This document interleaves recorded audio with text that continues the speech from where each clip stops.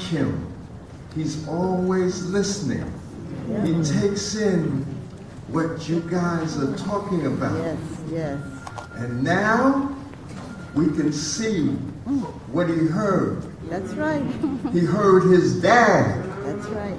and all the other poets and all the other politicos.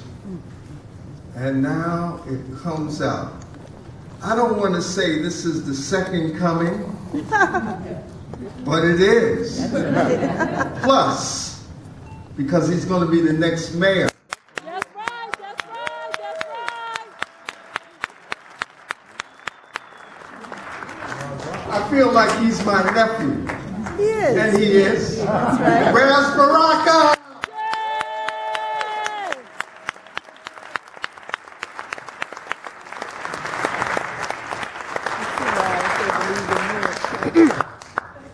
So I just want to first thank Woody King Jr.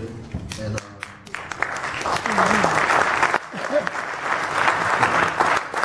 Ted Wilson. I thank all the folks back there, my uncles. That's Ted Wilson and Schomburg for this incredible and wonderful tribute this evening.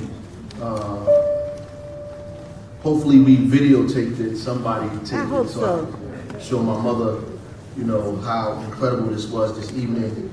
Everybody who stepped on stage here tonight, from every poet to every artist, even Senator Perkins. Turned a proclamation into a speech.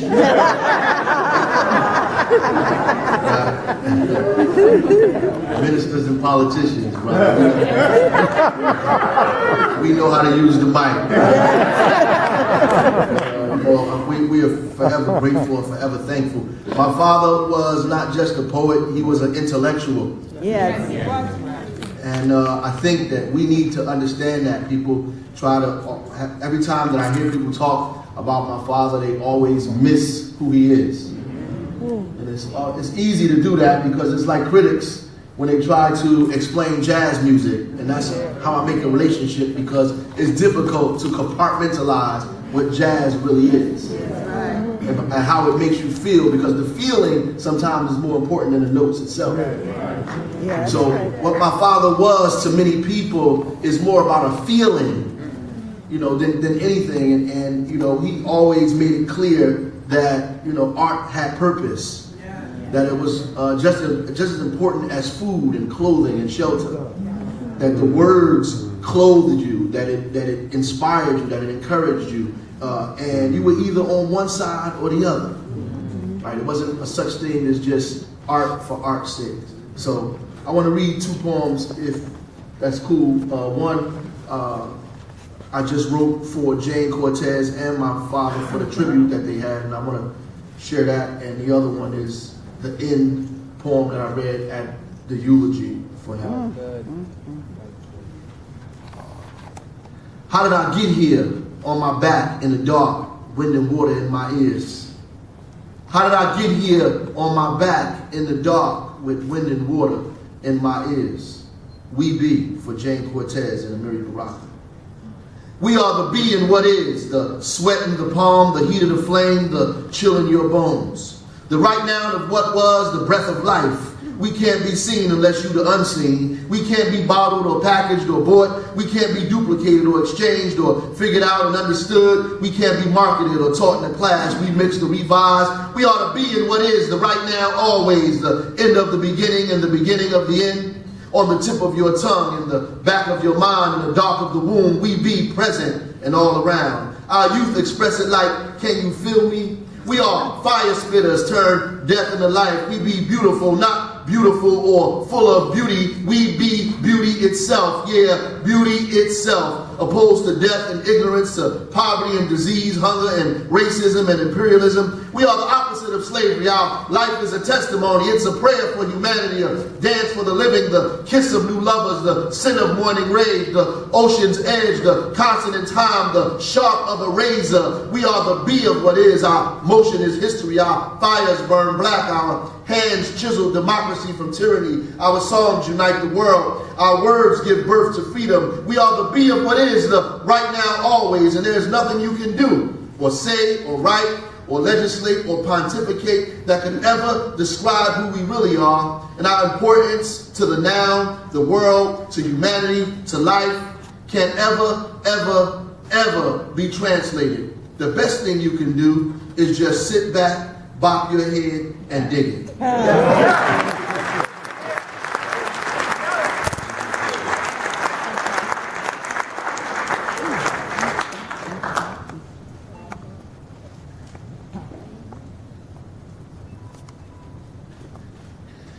Have you ever seen black fire?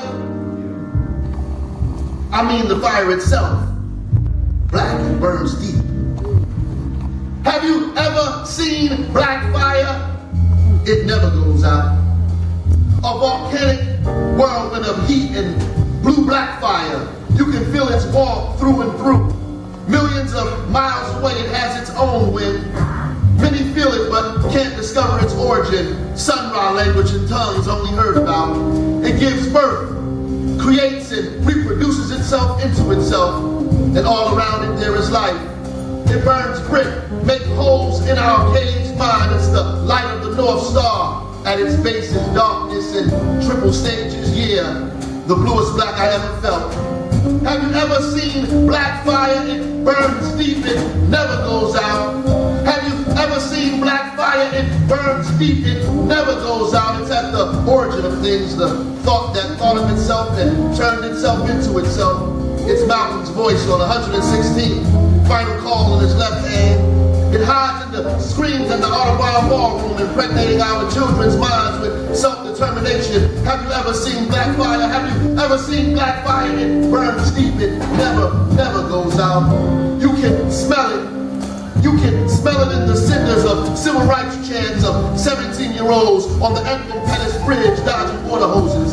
It's that next time fire fall when shouted. At its core, you can hear it burning like growing whispers, a steady hum, a djembe beating against our conscience, waking our desire to be human, to be in tune with the world as it's moving and burning, individualism and greed. It will drive you sane. It is Pinero's cause and because it is Albizu dancing bomba on the heads of its captors. It is a freedom dance. Have you ever seen black fire? It burns deep. Have you ever seen black fire? It burns deep. It never goes out. It is the answer to the question most asked. Why, and why again, said Imamu. It'll make you wise. It is the Underground Railroad, the way out. Huey's Red Book, the Pumbaa Spirit, Mandela's raised fist.